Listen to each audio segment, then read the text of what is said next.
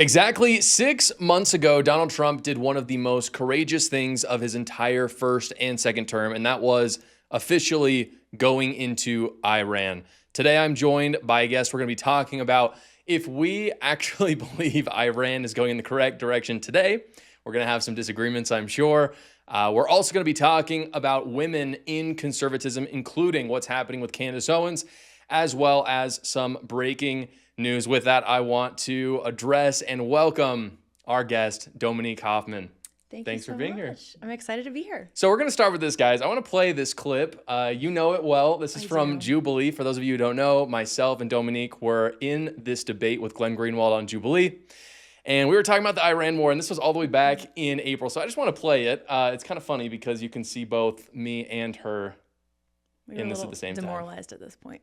And they are fighting a cosmic war. It's really hard to negotiate with terrorists whose own mortality is a welcome martyrdom. So the cost-benefit analysis and the negotiation table with Shia extremists is going to look a lot different than any other nation around the world. So I view taking them out not only in America's interest, but in the interest of our NATO allies in Europe. Getting rid of the government? No, taking out the heads of the IRGC. I'm not talking about regime change, and Trump actually has never stated that as the official objective of this war.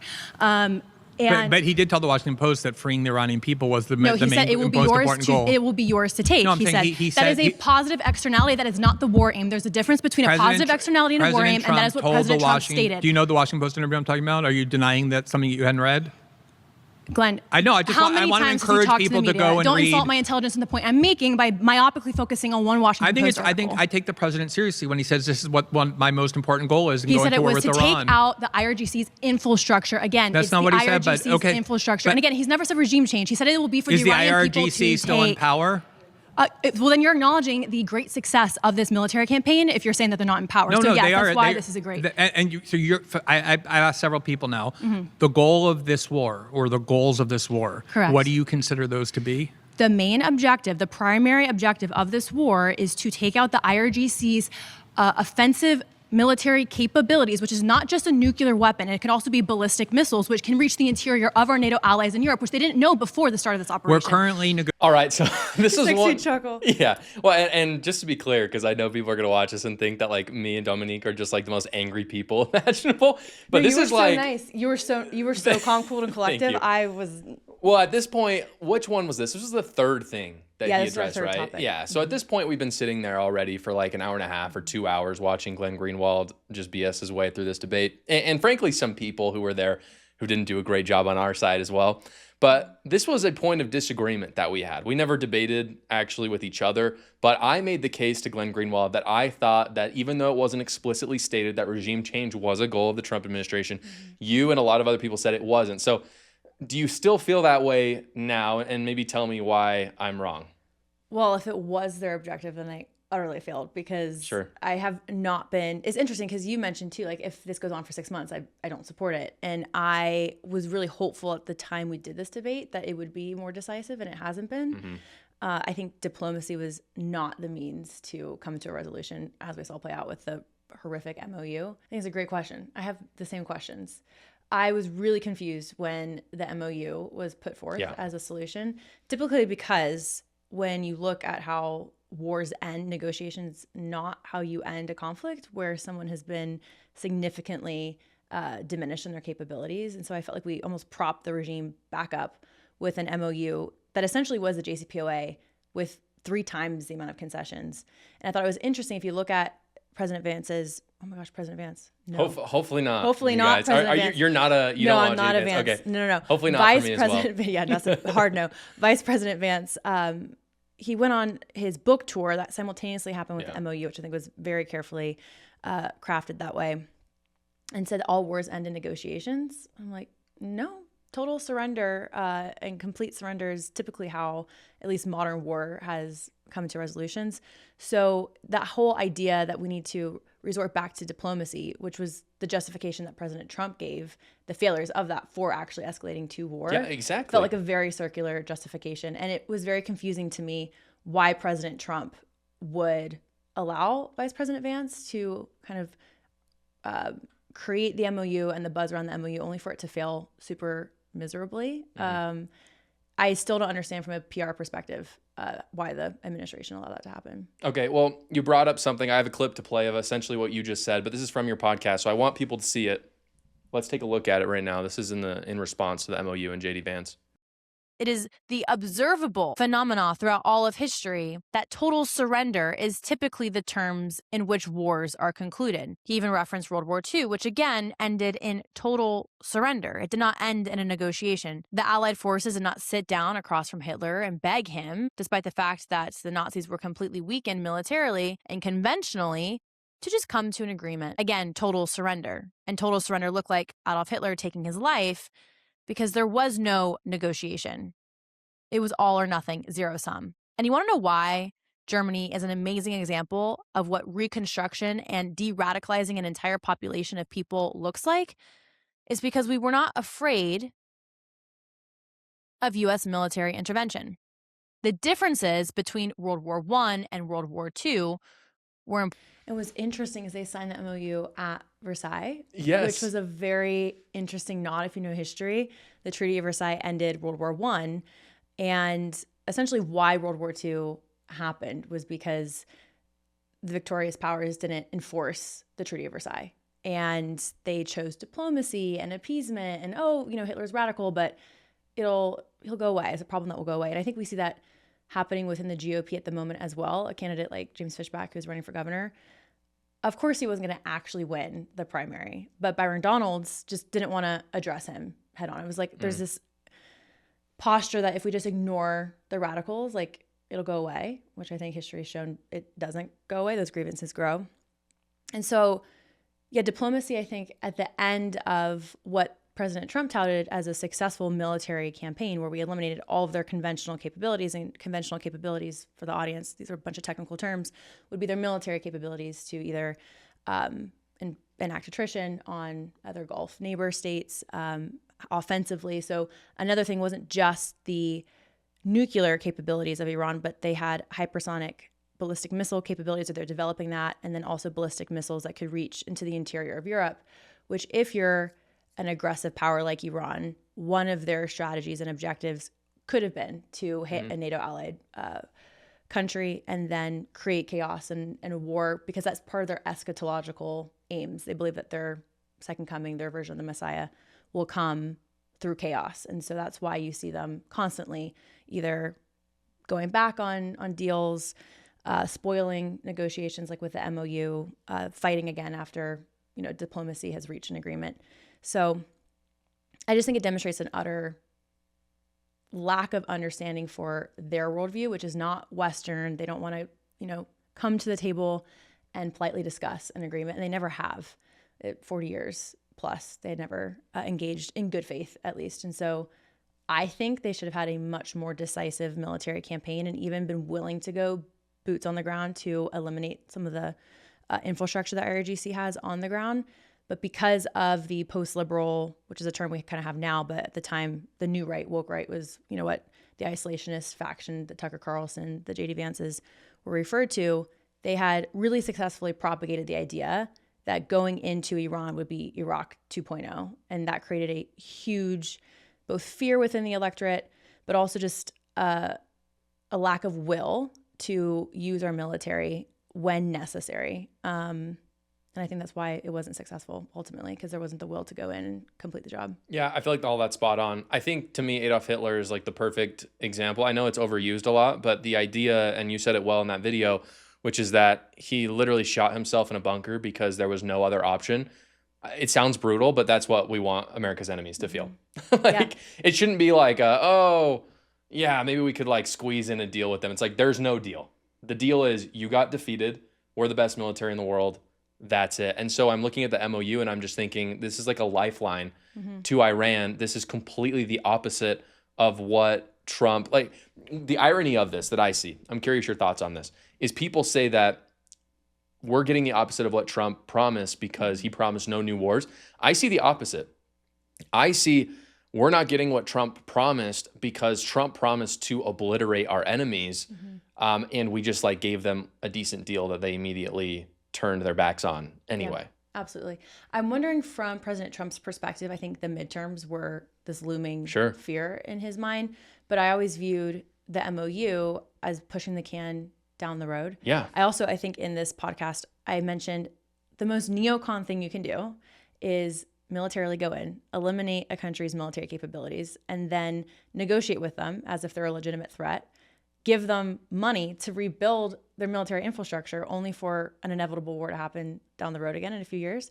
So really, the MOU is the most neocon this is foreign policy prescription yes. you can have. Exactly. And the fear-mongering is, the Jews, the neocons, that's why we shouldn't have decisive military capabilities or strategies abroad. So it's very bizarre that they demonize strong, U.S. presence abroad to eliminate security threats to the U.S., which is the most America first thing. It's an inversion of truth. And then to put forth essentially a neocon MOU, which guarantees conflict down the road. Is wild to me. Yeah, I agree with that. The point I've made is neocon and America first or isolationism. I'm saying America first, not in the true America first way, but in that movement way, which is isolationist. They're much more similar in a lot of the practices. But MAGA is almost a non-ideological movement in terms of foreign policy. To me, MAGA just means like doing smart things, which I know that sounds reductive, but it's really not. If you look at Donald Trump, you could ascribe multiple grand strategies across what he's done in foreign policy. The thing that rings true to his followers and even to a lot of independents and Democrats is like he just does like kind of smart things. And so to me with Iran, it seems like he was doing something very smart. And then you had a America First isolationist in JD Vance who got involved and muddied the water. So I guess my question is like, where do we go from here? Do you think we're just like, well, crap, okay, let's just leave, like we kind of screwed up? Or do we like push harder now really quick and get out and try to amend what was screwed up with? I don't know what the conversations behind the scenes look like. I would have in May gone in and decisively taken out the heads of the IRGC. Today, with the midterms coming up, I think that is a calculus that President Trump is not willing to engage with just because the cost might be greater. However, Wednesday, after voting Tuesday, I would go in and just absolutely eliminate the IRGC. And I don't know, now this is a more controversial kind of thing to wonder or to question. In the Glenn Greenwald debate, he brought up all of the business dealings that happened in the Gulf states prior to all this. I don't know how much of that also is restraining the administration's will to go in and finish the job. Those are backdoor maybe deals or conversations that we'll never be privy to. I also I can't help but speculate if that is part of the calculus when it comes to deciding to go in and finish the job. Yeah, the irony of that for the audience that doesn't remember, two of the claims that Glenn Greenwald made, one was that Donald Trump was corrupt, and the top thing he was pointing towards was the kind of crypto schemes that he was involved with and his kids were involved with and the Witkoff sons were involved with countries like Qatar. But then his other claim was that Israel essentially owned Donald Trump. And that was the only thing I wanted to push back on that claim of corruption was it's like these seem like contradictory things where you're talking about there could be backdoor stuff with the Gulf states, which is restraining Donald Trump. I agree with you. That could be a case. But that would basically mean that the Gulf states have more sway over Donald Trump than Israel. And for the most part, even though the Abraham Accords exist, there's an inherent tension between Israel and the Gulf states. And so I just find that it just utterly refutes this idea that Israel is controlling Donald Trump. You know what I mean? Yeah, no, it does. And I remember thinking too at the time, so we both did the post-show interviews. They pulled both of us. And the other thing I thought was interesting is he mentioned all these Gulf states, but he didn't mention Qatar as well, which throws a complete linchpin in his claim too that then Israel simultaneously controls President Trump and the administration. And there were dealings with Qatar at the time. So I think the relationship between the U.S. and Israel will forever be changed after October 7th. And with this rise of post-liberalism on the American right, I don't know what that will look like for the next administration. Maybe a Marco Rubio administration that would, be fully realized again.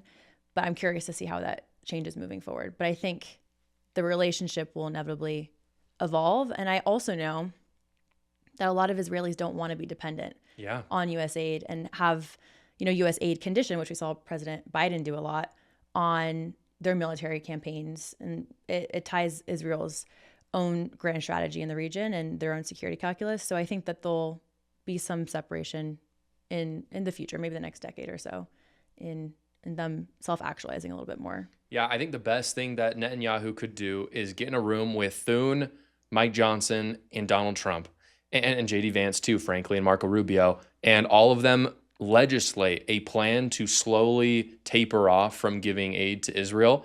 Most Israelis support that. Benjamin Netanyahu has said that he supports that. Most Americans support that. And then forever, whenever someone says the GOP is bought by Israel, all of us can point to that moment and say, actually, they've all agreed, and they're the reason why we don't give aid to Israel anymore.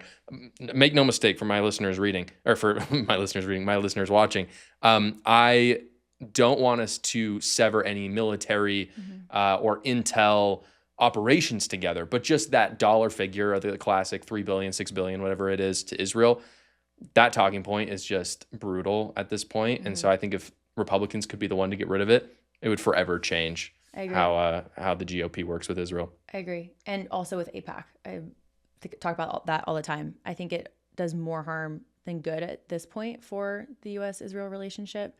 And to, just, all right, that's your talking point, then great, we'll address that for the isolationists. And when you say, what do you mean by that? Like just abolish AIPAC, like just get rid of the organization? I think when AIPAC backs someone like, for example, Byron Donalds in Florida, so I'm from Florida, and I was watching the primary races very closely. You voted for Fishback, right? Oh, absolutely. I was so excited. I saw Fishback. I said, check. No, one of the top campaign talking points and policies that James Fishback ran on was, Byron Donalds he's funded by AIPAC.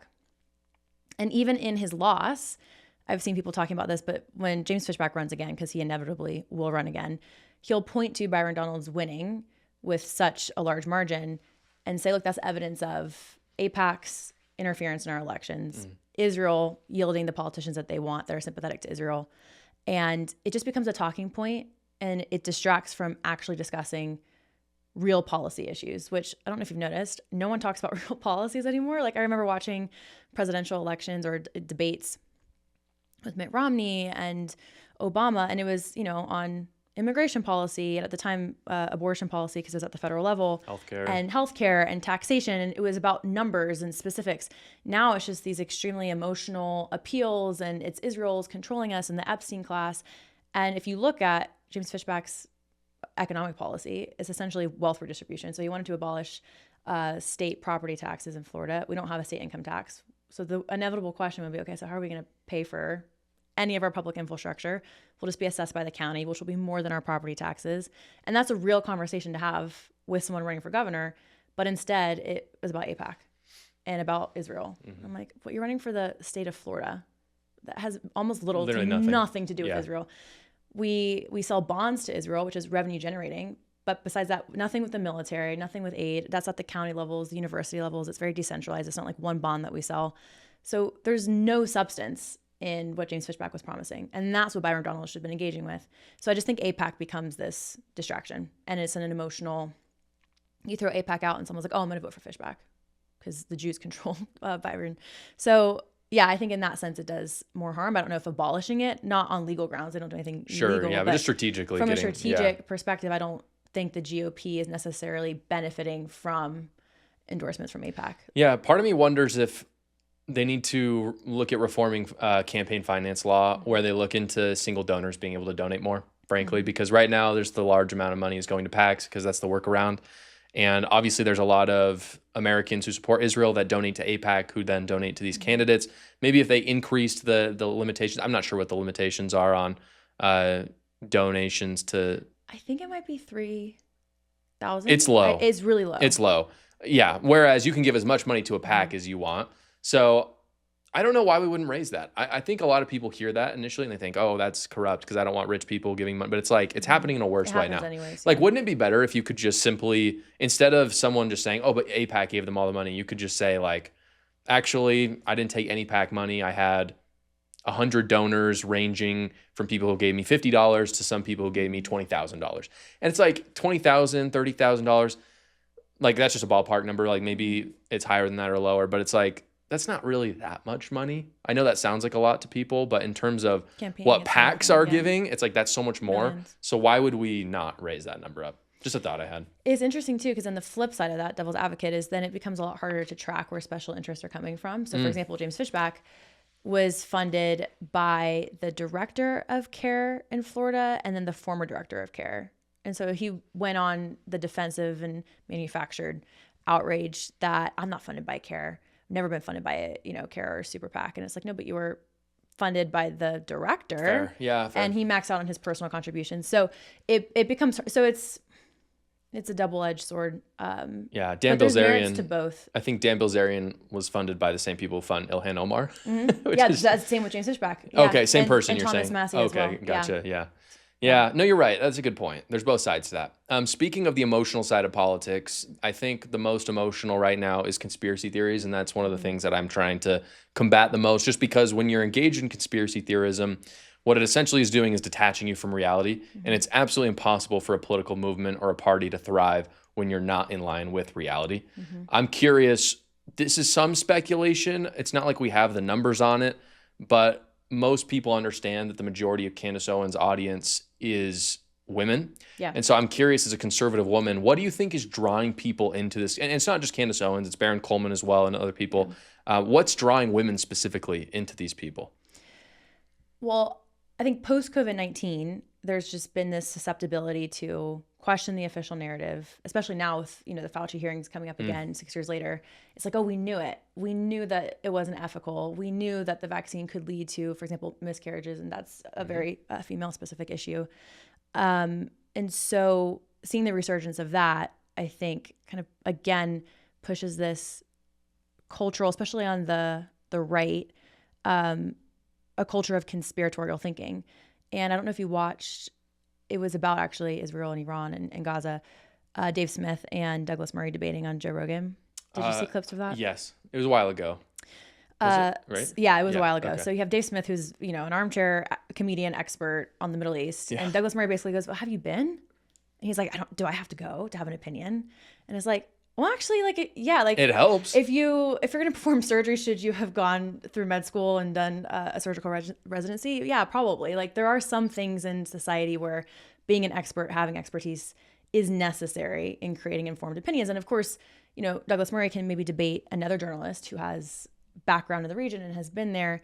But I think because the lie fed during COVID was you have to trust the experts. And if you don't have a medical background, then you don't have a say on if you get a vaccine or not.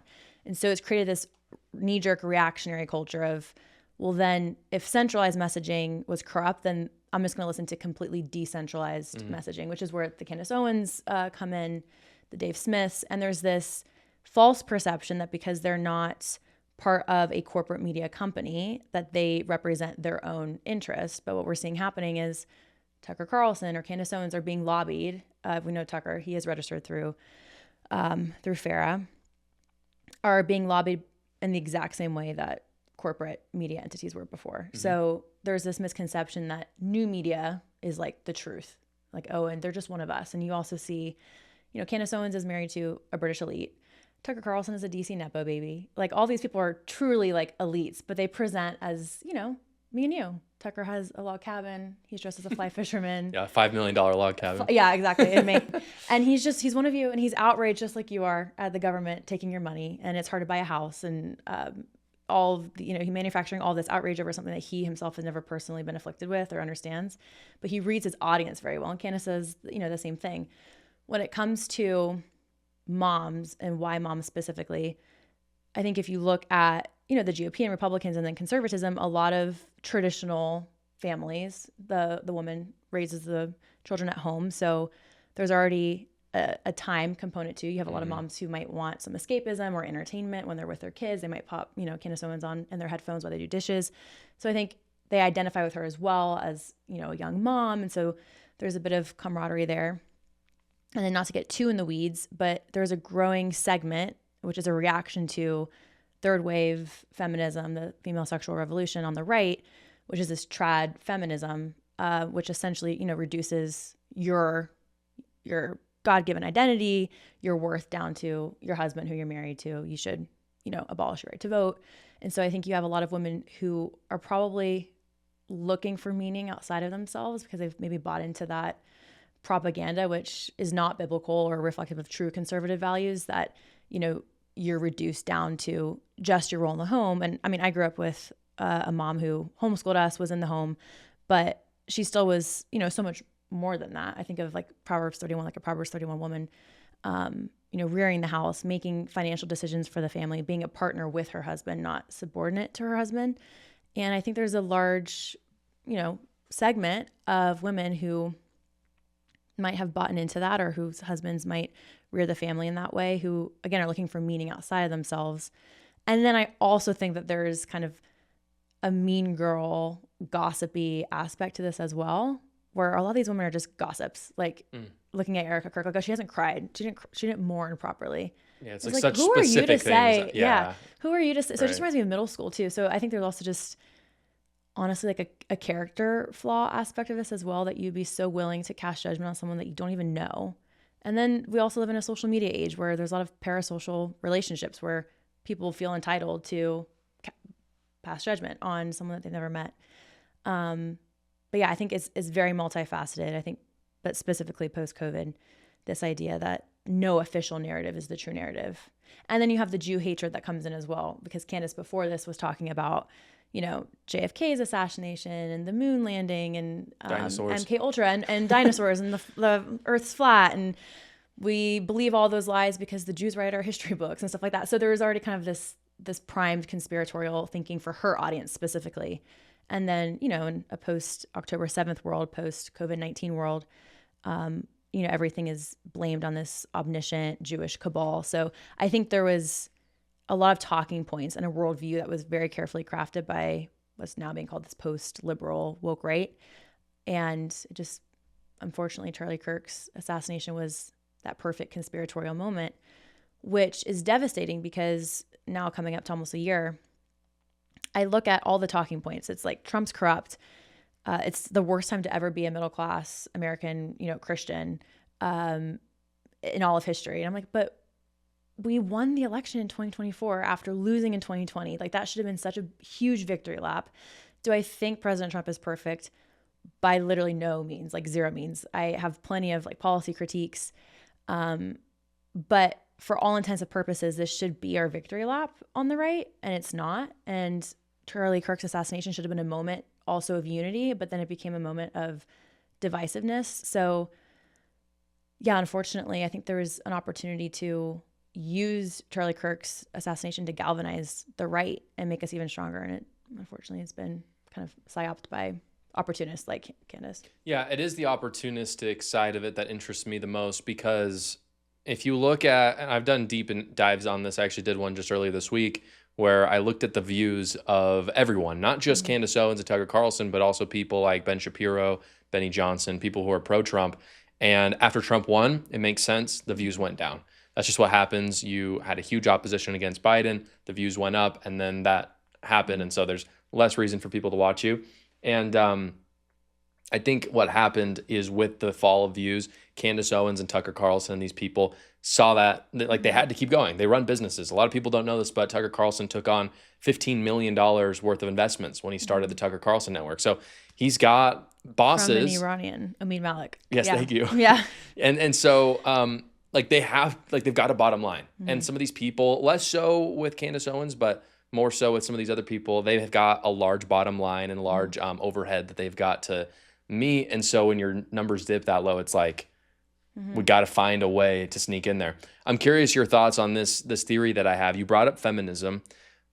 I think we're in agreement on this, which is fascinating because a lot of conservatives are super off on this. I've been making the point recently, everyone likes to go to like the 1950s and 1960s and say that is a traditional family. That is conservatism, especially when it comes to women. That's what a woman should be. And I've made the point, Lila Rose has made this point very well, which is like, that's 20 years of history. There's like thousands of years of history, and the Bible is not even included in the 1950s and 1960s. And I look to the Bible to be one of the sources of truth in my life. And so if you look at like actual biblical truth and history, having the woman work side by side with the man in the home, in rearing up children, even to a certain degree in like providing and making money, that is what a traditional woman is.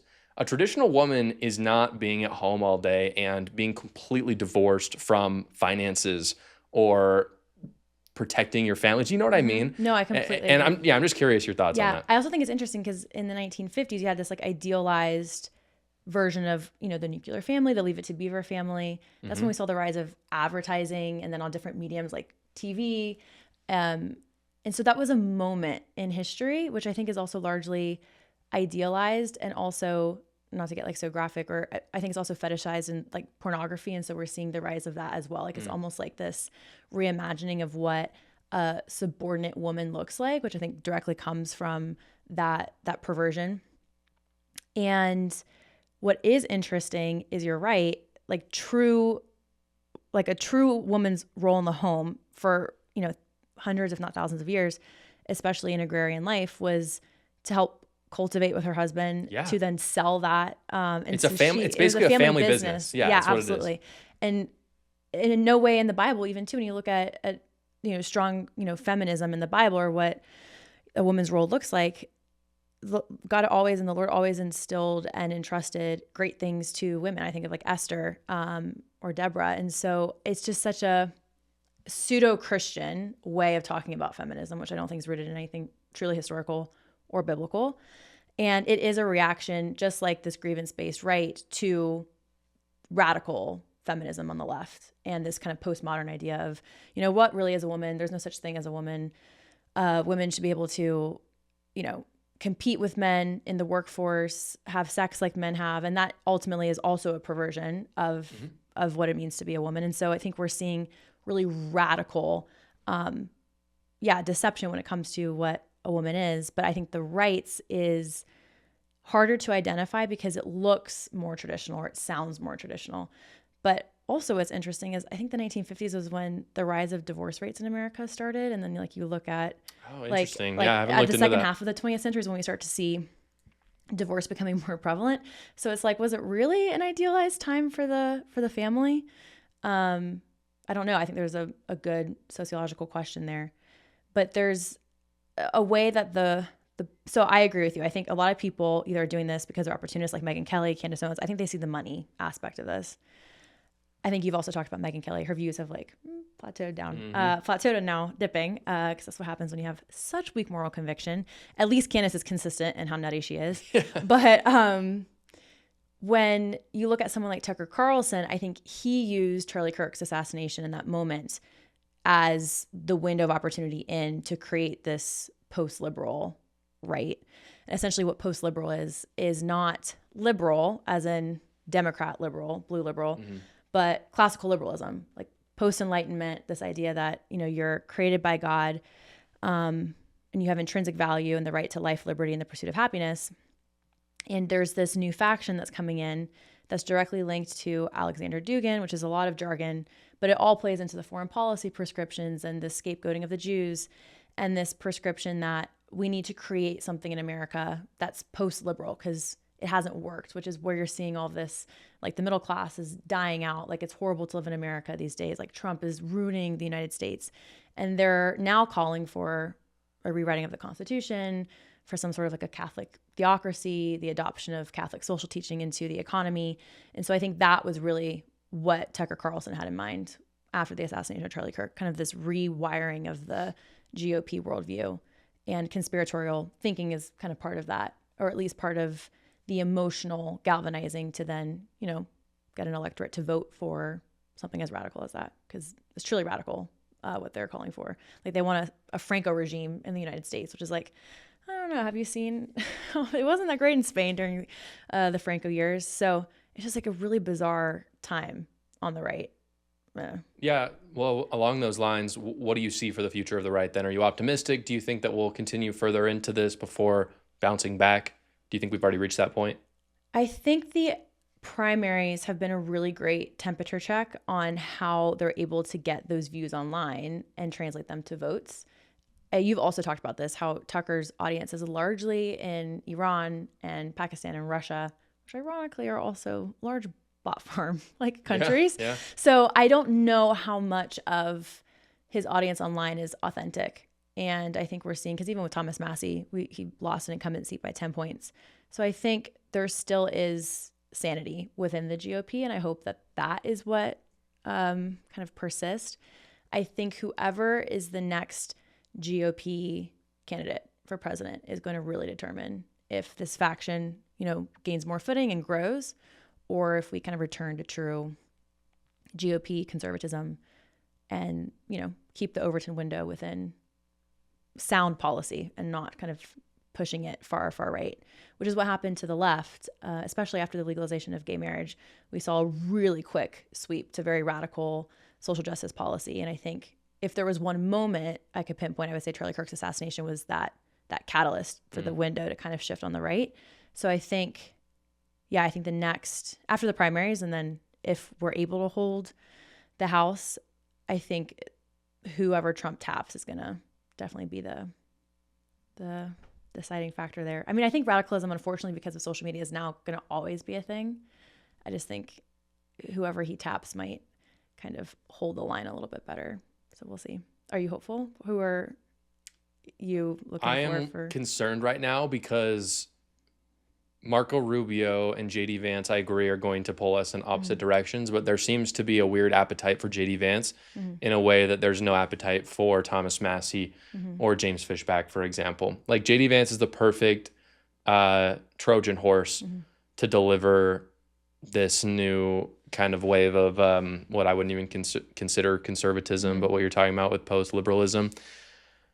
He's winning in the polls by quite a lot. A lot can happen, but I'm just a little confused. Like, there's a lot of people out there, even on the commentary side. John Doyle is a great example. Me and John Doyle agree on like 90% of policy. And then when it comes to JD Vance, we just cannot agree. Like, he hates the conspiracy nuts. He believes in what Trump was trying to do in Iran, all of the stuff we've been talking about.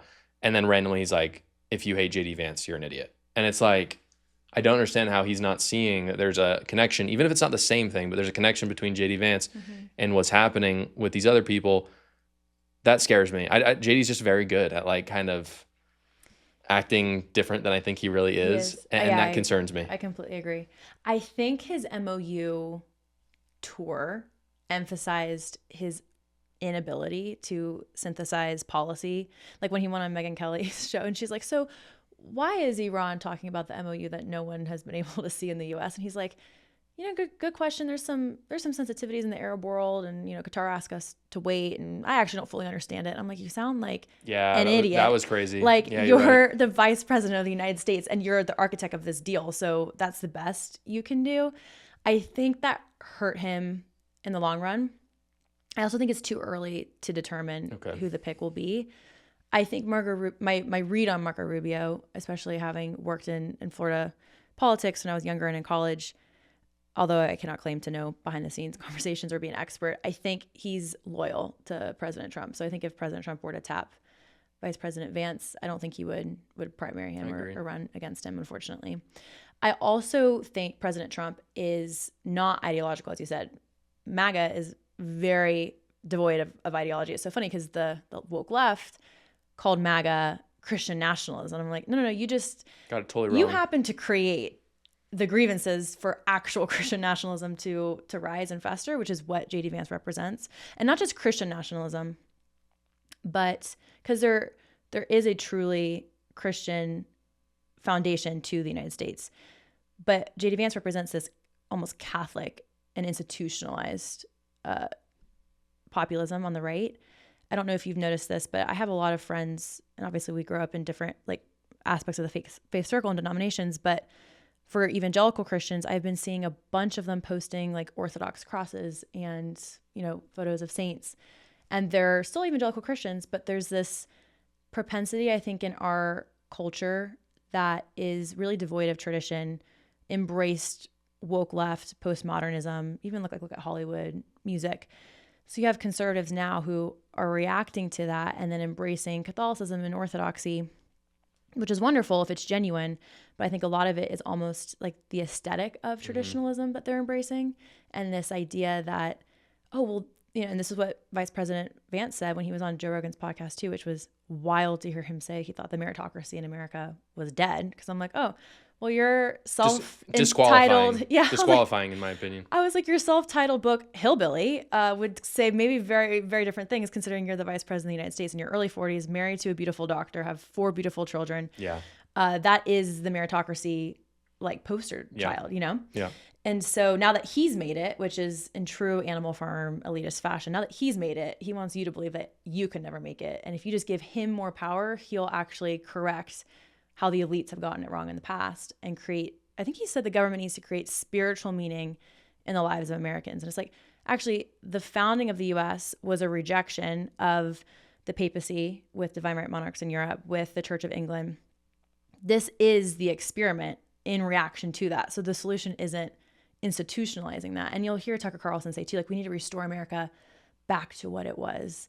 And now, and he rages against the Protestant Reformation. Which That's the time that everything went wrong. He's also a Presbyterian. I know. Tucker, Yeah. and also the Presbyterian Church is like the most liberal denomination of Christianity as well, with, you know, gay marriage. It's like the internal contradictions are never ending with Tucker Carlson. And he's evolved from saying, you know, the global homo agenda is, you know, the Jewish agenda, to the LGBTQ plus movement is directly caused by Protestantism.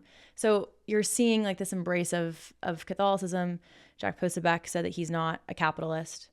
And so again, I think that's why Vice President Vance is appealing to this generation, because he doesn't sound as nutty as Nick Fuentes or James Fishback. Oh yeah, for sure. He sounds more, you know, composed, and he has this, it almost is like soothing yet condescending way of talking, where you almost just believe that he's being extremely sincere. But he's another one who was a never Trumper, and then his tune really changed when he got tapped for vice president. So you see how he's also really adopted the true DC politician. But just like Tucker has tried to adopt this, you know, backwoods fisherman vibe, JD Vance really has like, I'm just this good Catholic boy, you know, vibe, and I want the government to create meaning for you because I want your life to look like my life. So I mean, the affect that he's putting off it's working. I just don't think he's equipped policy-wise. And I love Marco Rubio, not only because he's been my senator, but he's just a funny guy, and he's a smart guy, and he's not ideological. He just did an interview with his wife, and I think it showed the very human side of him too. Awesome. It was great. Yeah, it was a great interview. And they're high school sweethearts.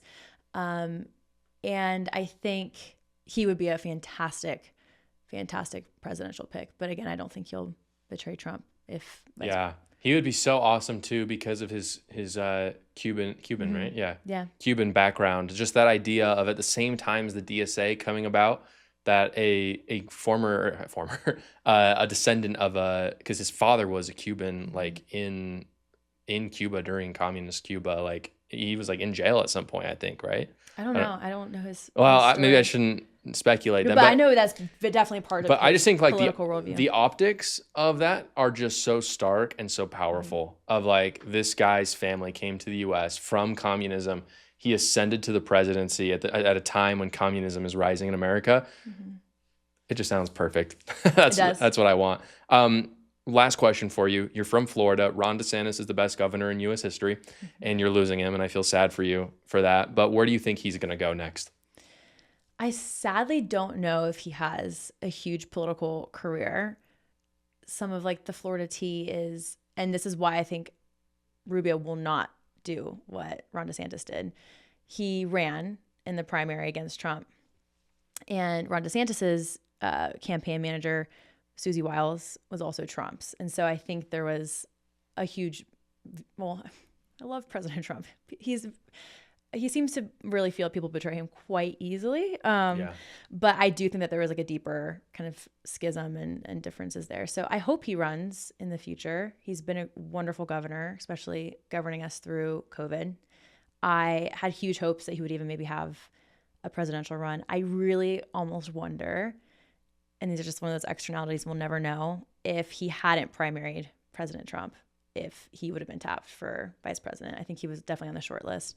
But he's a great guy, and I hope he does something that helps Florida, because definitely Florida now, with the influx of northern migrants, domestic migrants, post COVID-19, it's changed a lot, I will say. And I think that's why someone like James Fishback was appealing, because I can't buy a house in my hometown anymore, like a house that used to be. And this is, again, seen across the globe. There's global inflation post-COVID, even, you know, here in Utah.